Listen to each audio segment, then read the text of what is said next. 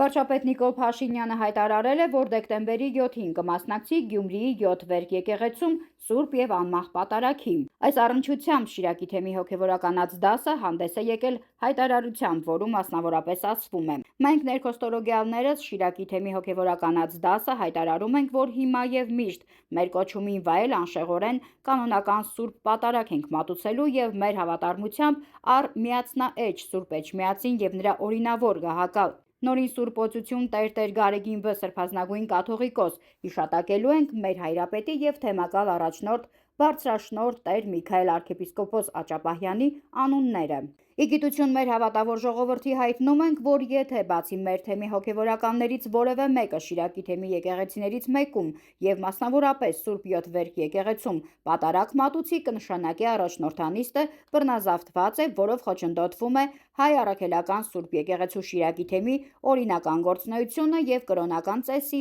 Սուրբ Պատարագի իրավասու հոգեվորականի կողմից մատուցումը, խաթարելով հավատացյալների հոգեվոր պահանջների իրացումը։ 7 Վերքը հաղթահարել է թուրքական երկու օկուպացիա, սա էլ կհաղթահարի պատվով, ասված է հաղորդագրության մեջ։